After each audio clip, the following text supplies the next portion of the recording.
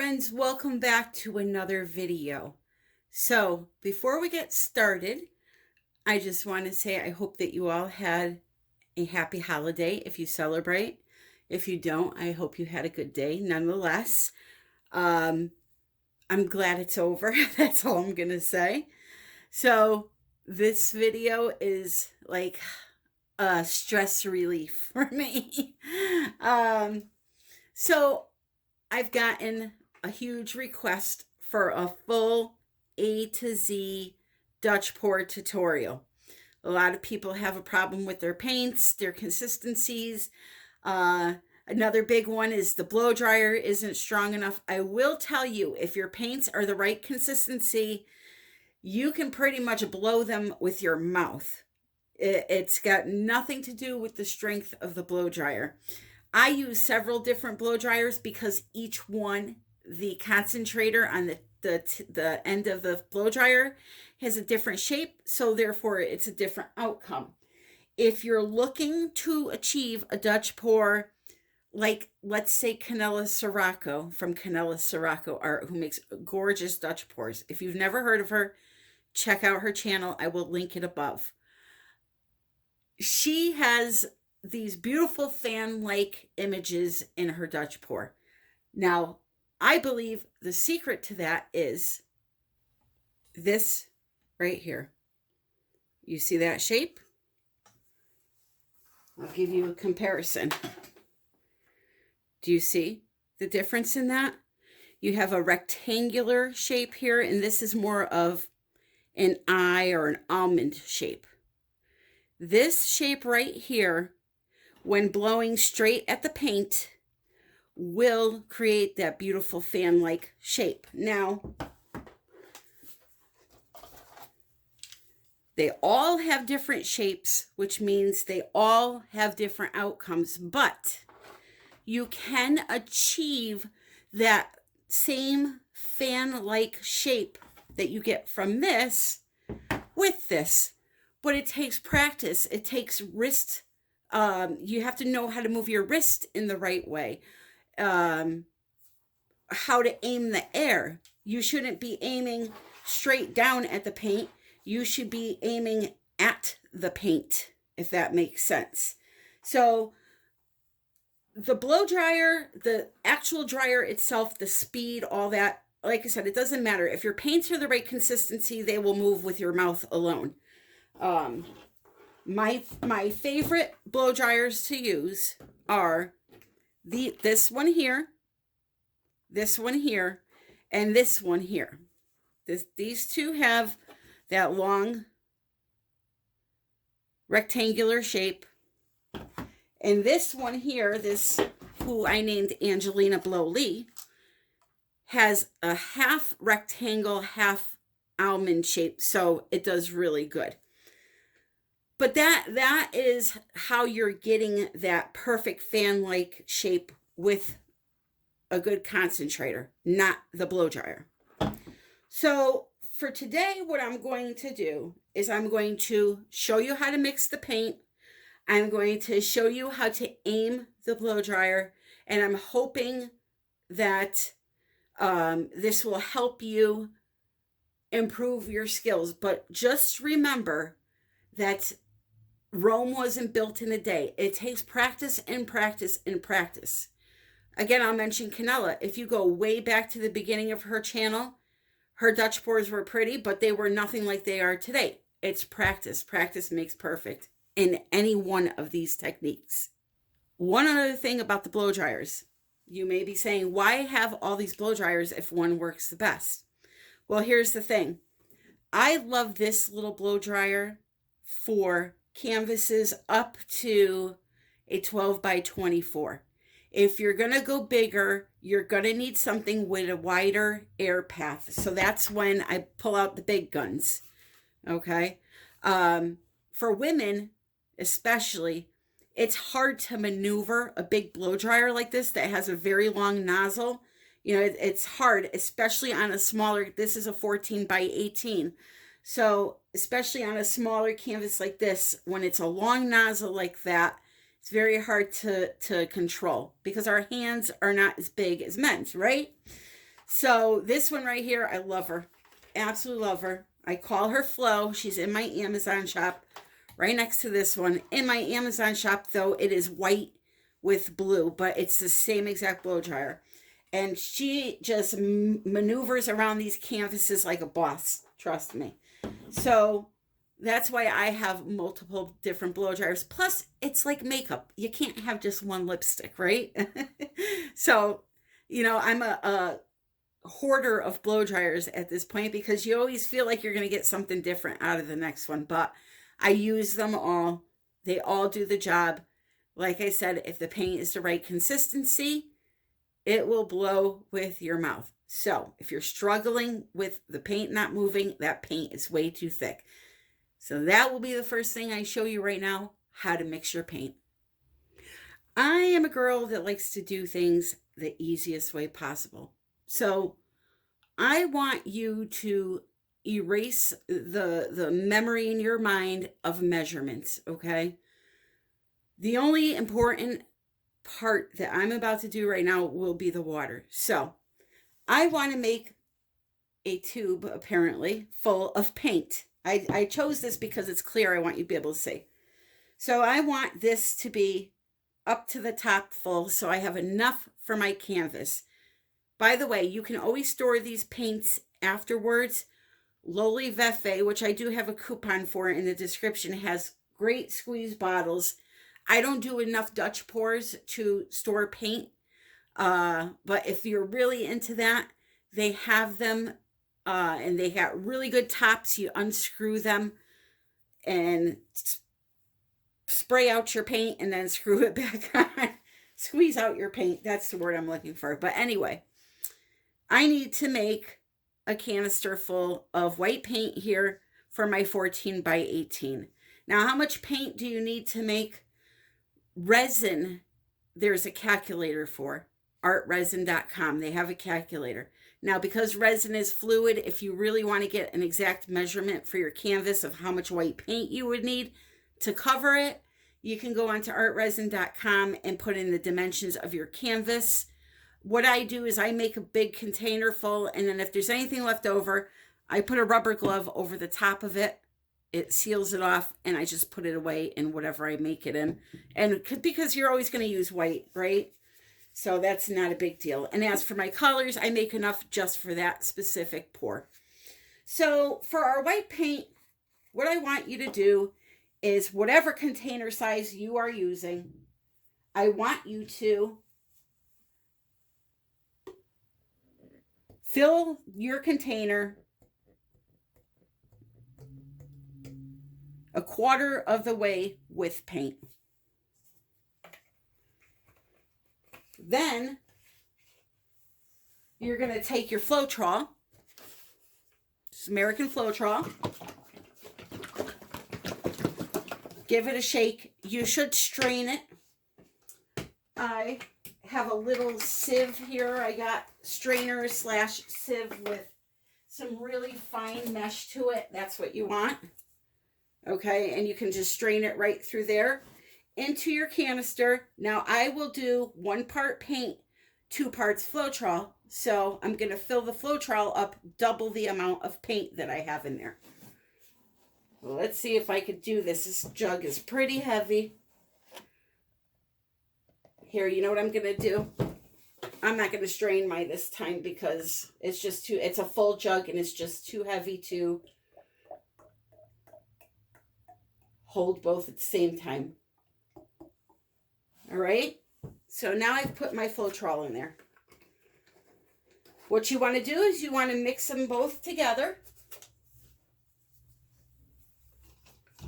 And it's going to be too thick. It's going to be way too thick.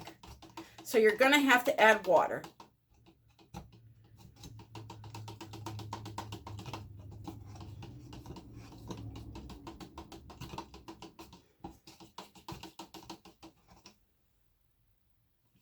Let me show you the consistency of this.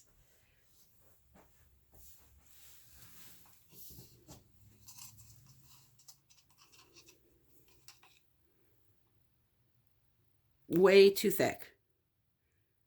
So now what we need to do is start adding our water a little bit at a time.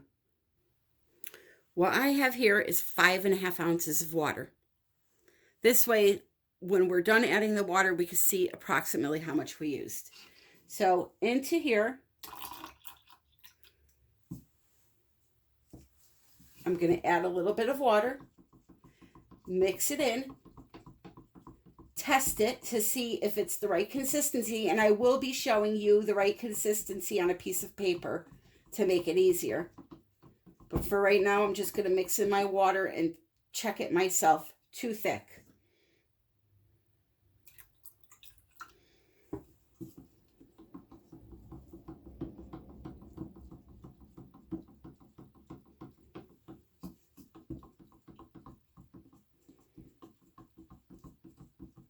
Now, I will say that was a cup of paint I put in here and 2 cups of Floetrol.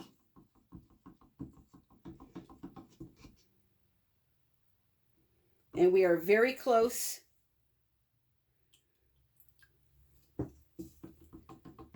It's just something you have to keep adding a little bit at a time.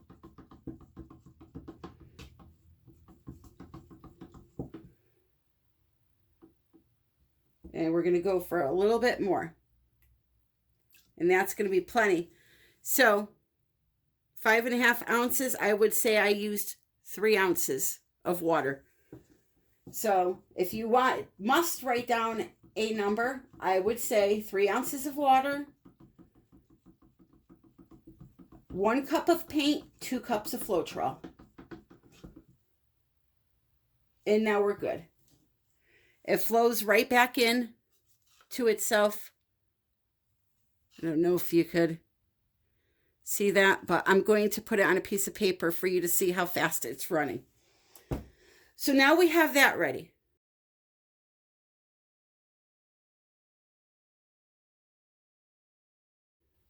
When it comes to paint, the typical paints used are either a fluid, a heavy body, or a medium body paint.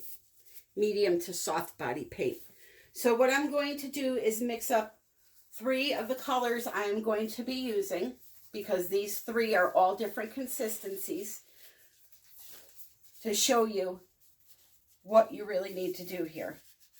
So for a fluid style paint, what you want to do is however much paint you want to make is how much Floetrol you're going to put in this cup. I don't want to make too much of it, but I'll keep the leftovers because these cups have lids. All right. Now what I'm going to do is squeeze into this cup about a teaspoon of color. These are very pigmented, so you don't need that much. Give it a stir. And I'm going to do this in the order that I want you to do it in. Now, I happen to like that color. It's not as bright as it should be or as dark as it should be, but I'm really liking that color. So I'm just going to leave it at that shade. I'm not going to add any more. Next is my heavy body, Fluorescent Magenta by Golden. So for this, you're going to put about a grape size amount in your cup. Now again, this is just making enough for 1 to 2 Dutch pours. It's not making in bulk. If you want to make in bulk, you just double whatever you're seeing me do here. So to this now, with a heavy body, I want to add a little bit of Floetrol, make it into a paste, because if you add all of your Floetrol in at once, sometimes the colors will clump, and then it's a pain. So we'll add a little bit in at a time until we put in however much Floetrol, or if we want a 1/2 cup of paint, we'll keep adding it until it reaches a 1/2 cup. Okay? So now that it's a lot thinner, I could add all my Floetrol in at once and give it a stir. So there's that color. For the soft to medium bodied paints,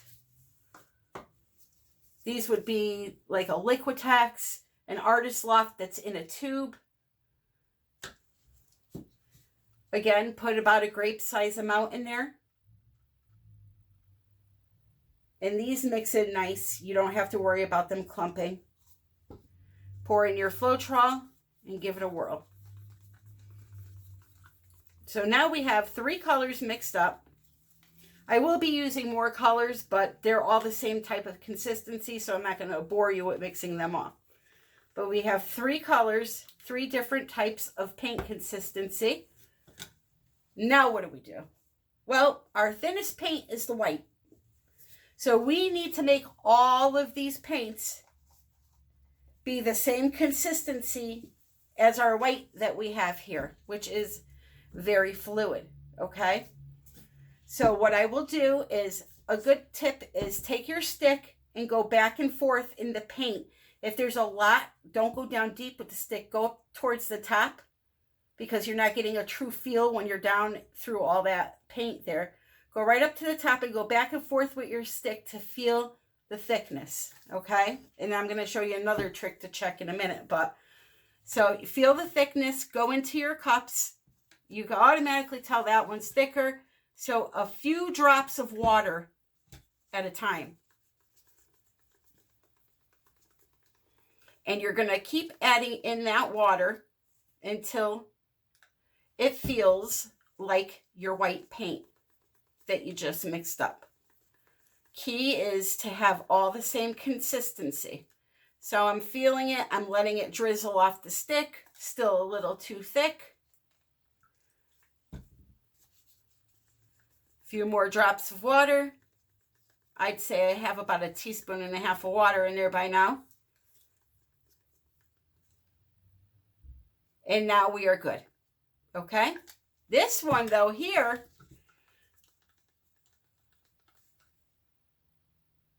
is, believe it or not, thinner than that first one, which was a fluid. So colors matter. If they're a mica color, like a metal, a gold, or a silver, those are always going to be thicker. But the key is to just mix them all with the Floetrol first, and then make them all match that white paint. Make them all the same consistency. So that feels good. This one won't need much. Couple of drops. And then we're going to test them, because even though they feel good, they may be still not the same. So the way to test them is to put them all on a piece of paper side by side, tilt the paper, and see if they all roll at the same speed. Okay, so I'll get the paper here. Just finish mixing that in. All right, so we'll take this. We'll put a dollop of that. A dollop of that. Make sure you have enough for them to actually flow, and make sure they're the same size puddle approximately, even though that one's a little bit bigger. Because if you have more paint in one puddle than the other, then of course that one's going to roll faster, right? Okay. So then you want to pick it up and then tilt. See how the blue's going faster than the pink? So that means that this needs a little tiny bit more water, and this one does too. These are the same consistency. This one is thinner. So what I'll do is I'll go back and I'll put a couple of drops into my colors, get them all, I'll test it on the paper again, get them all flowing at the same rate of speed, and then we'll be good to go. You're going to want to keep the back of your canvas clean, so make sure you put down some tape, burnish it down really good, put your 4 little feet in there, and then make sure your canvas is level with a an actual level, because if it's not level, your paint is going to pour off one side more than the other, and it's going to ruin your design. So Now it's time to design your plan of attack, we'll say. Your war plan. So what I want to try to do is, again, another one of these corner Dutch pours where the design comes out from the outside in. So the first thing that I need to do is put down my white paint. Now there's multiple ways you can do this. You can pour it on, tilt it around. You can pour it on, spread it around with a spreader. I have a very good one in my Amazon shop. It's called an Oxo Omelet Flipping Spatula. Has a very thin blade on it. I would show it to you, but it's got blue paint all over it and it's soaking. So you can use something like that, or you can pour it on and use the blow dryer to spin it around.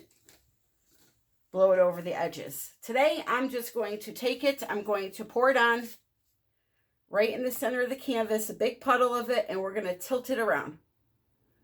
I'm going to make my life easy today.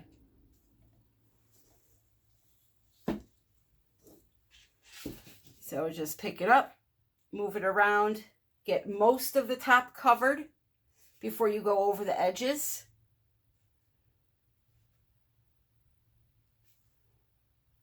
And then you can kind of just go over the edge and tilt it around until it's all covered.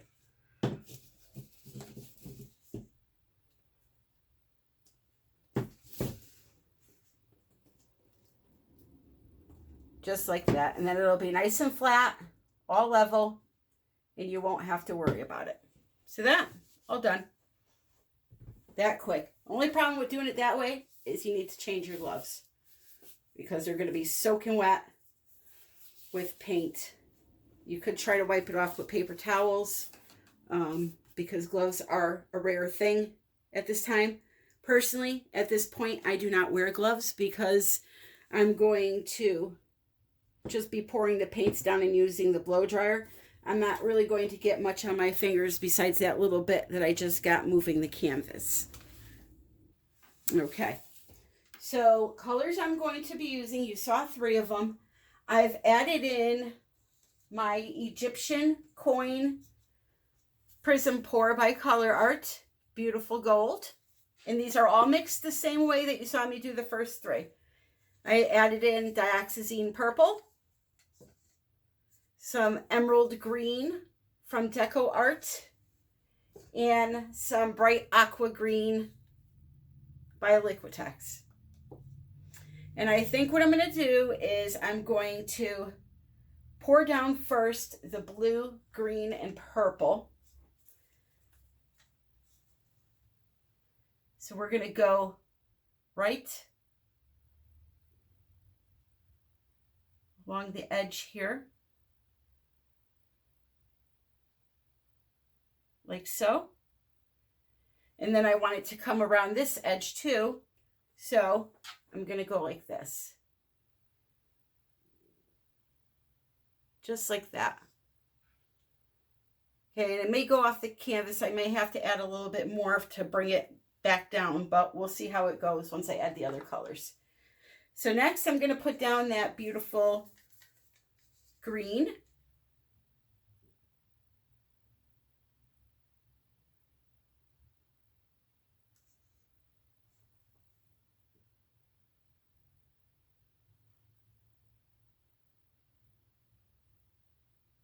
Just like that.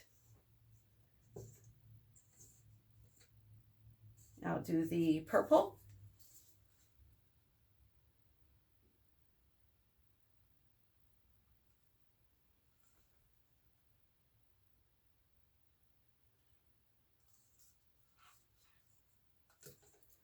Next will be the gold. Always sandwich the gold in between colors. It will create cells for you. Or any metallic for that matter. Then I'm going to do the bright aqua green.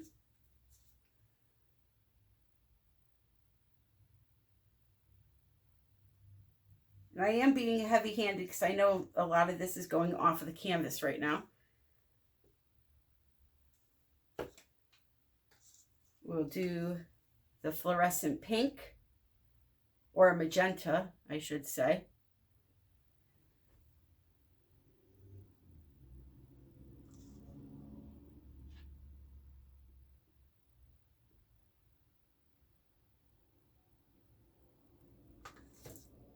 And then the quinacridone magenta.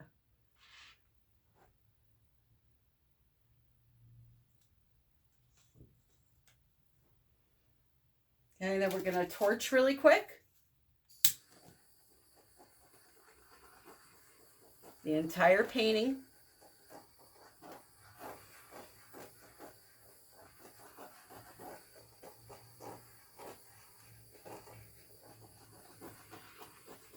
Alrighty. And then it's time to blow it out. So for that, you want to aim your blow dryer down at the paint like this angle, not straight down, like this. Hopefully you can see the angle I'm at.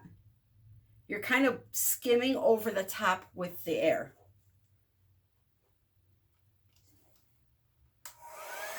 This is on low. It has 2 speeds. So we're gonna start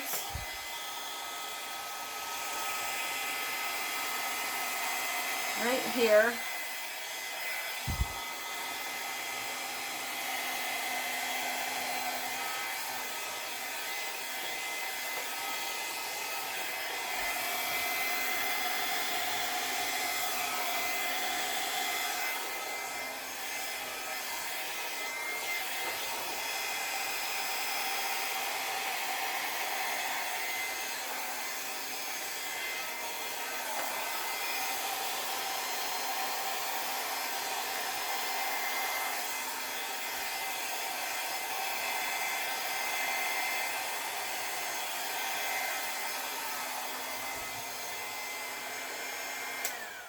Okay, and then instead of being lazy like I usually am and trying to struggle to reach this, I'm going to pause you and I'm going to flip it around and do the other side.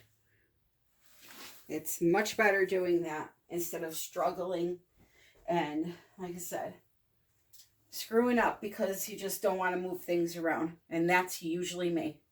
Now this I may fix right here, but I'm going to concentrate on this side first.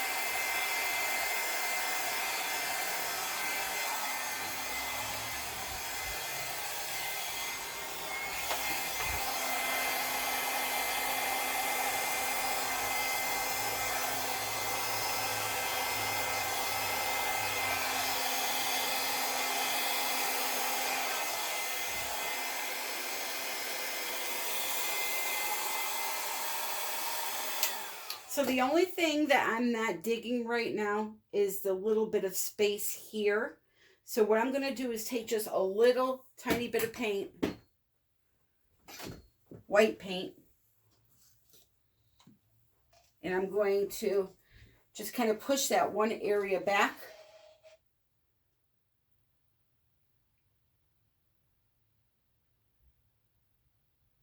With the paint. Just kind of let it do its thing there.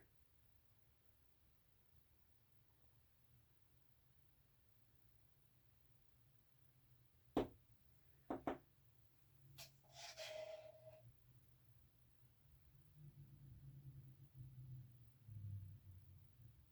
going to go right in between there. just push it back a little bit. Besides that, I think I'm going to leave it alone. I'm kind of happy with it. I'm really, really loving the colors.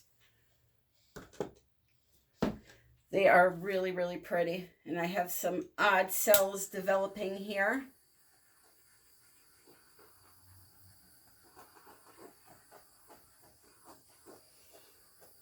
But the cells down over in this end here are just phenomenal. And they'll continue to develop. But I actually like that. I really do.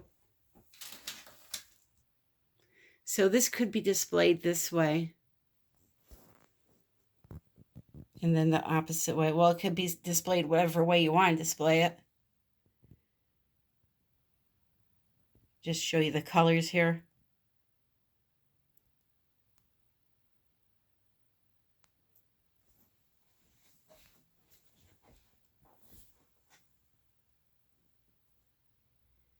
This is just beautiful. The fluorescent magenta really gave it a pop.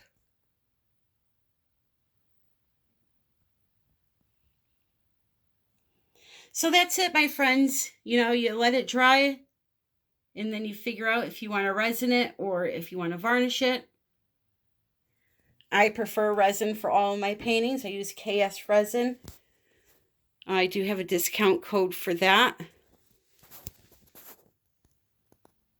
And it's a really good resin. It's got all the qualities you want for not only coating paintings, but for doing resin art, for doing coasters. It has a very high heat tolerance. I believe it's the highest out there. So it's really good. But we're going to let this one dry, and then when it's dry, hopefully it doesn't move. One thing you could do to help that is to continuously, for like the first half hour, keep going underneath the painting with a popsicle stick or with your finger to get rid of the excess strips that are pulling the paint down from the surface. That will help, and a good level spot for it to dry.